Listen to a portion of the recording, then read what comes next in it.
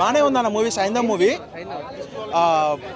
Super blockbuster అని కాదు కానీ వెంకటేష్ గారికి ఒక మంచి క్యారెక్టర్ పడింది అంటాను. యాక్షన్ అడ్వాంటేజర్ లాగా, యాక్షన్ ఎంటర్టైనర్ లాగా మనకి హాలీవుడ్కి జాన్ విక్ ఎలాగో టాలీవుడ్కి సైంధవ్ అన్నట్టు ఫస్ట్ హాఫ్ చూసుకుంటే సైంధవ్ రిఫరెన్స్ లా జాన్ విక్ రిఫరెన్స్లు కనిపిస్తాయి బాగా. మనకి జాన్ విక్కి ఎట్లా ఎలివేషన్ ఇస్తాడో అటువంటి ఎలివేషన్లే వెంకటేష్ గారికి కూడా పడడం జరిగింది. ఫస్ట్ హాఫ్ చాలా బాగుంటుంది, చాలా బాగా తీస్తారు, చాలా బాగుంది. స్క్రీన్ ప్లే చాలా బాగుంది, అమేజింగ్ మూవీ. సారీ, ఫ్యామిలీస్ కూడా చూడొచ్చు, చాలా బాగుంది. Director is great. చిన్న పాప యాక్టింగ్ బాగుంది, బ్యాక్గ్రౌండ్ స్కోర్ బాగుంది. నాకు డైరెక్టర్ తీసిన విధానం బాగా నచ్చింది. అన్నీ బాగున్నాయి. స్టోరీ కొంచెం ప్రిడిక్టబుల్ ఉంది కానీ అయినా కూడా చాలా బాగుంది. క్లైమాక్స్ బాగుంది. వెంకటేష్ డాన్స్ బాగుంది. అంతా అన్నీ బాగున్నాయి. ఓవరాల్ బాగానే ఉంది, చాలా బాగుంది.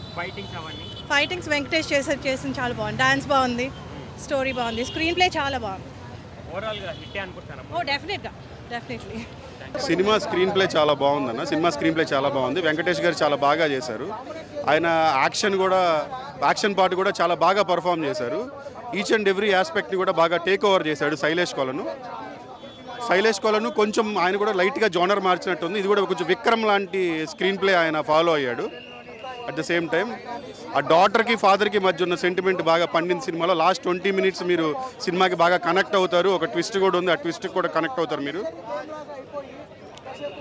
ఆ కూతురు ఫాదర్ సెంటిమెంట్ ఏదైతే ఉందో ఎవరన్నా పిల్లలు ఉన్న వాళ్ళకి బాగా అర్థమవుతుంది. ఒక ఫ్యామిలీ ఆడియన్స్ వెళ్తే బాగా కనెక్ట్ అవ్వడానికి ఛాన్స్ ఉంది. సో వెంకీ జోనర్ ట్రై చేయడం కూడా ఒక రకంగా మంచిదే. ఫ్యూచర్లో ఇలాంటి జోనర్లో ఇంకొన్ని మూవీస్ చేస్తాను ఆనిస్తున్నాను. ఈ సంక్రాంతికి ఇది హిట్ అనుకోవచ్చు. బ్లాక్ బాస్టర్ అయితే నేను చెప్పను కానీ సినిమా అయితే హిట్. వెంకీ ఈజ్ బ్యాక్, బాగా చేశాడు. పాప కూడా చాలా బాగా చేసిందమ్మా. సెటిల్డ్ పర్ఫార్మెన్స్ వెంకీది కానీ ఈవెన్ శ్రద్ధా శ్రీనాథ్ కూడా సెటిల్డ్ పర్ఫార్మెన్స్. కొంచెం కామెడీ ఎక్కడో తగ్గింది అనిపించింది.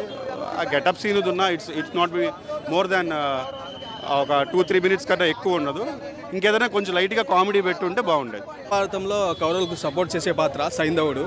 అంటే అతను ఎంత మహులైనా ఒకసారి ఆపొచ్చు అనే వరం ఉంటుంది సైంధవునికి.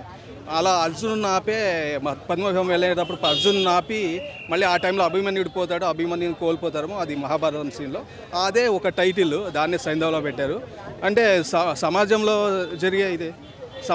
జరిగే విషయాల్ని చాలా బాగా చూపెట్టాడు. అవేర్నెస్ పెంచేలా. అంటే ఫార్మా ఇండస్ట్రీలో మనకు కొన్ని మాత్రమే దొరుకుతాయి మనకు తక్కువ రేట్లో. ఇప్పుడు దాంట్లో ఒక 17 కోట్ల మెడిసిన్ అని చూపిస్తారు. కానీ ఇప్పుడు మనం రీసెంట్గా కరోనాని ఎదుర్కొన్నాం, మనకైతే ఫ్రీగా దొరికాయి. వేరే కంట్రీలకు అలా దొరకవు. అంటే వేరే కంట్రీకి దొరకట్లేదంటే అన్ని కోట్లు ఇవ్వాలి అన్నట్టు.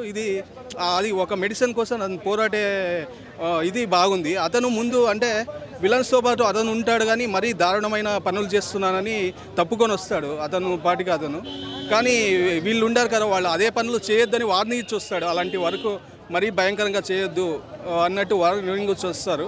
కానీ అలాగే వాళ్ళు కంటిన్యూ చేస్తారు. ఈయన నవాజుద్దీన్ సిద్దికీ గారి విలనిజం అయితే సూపర్.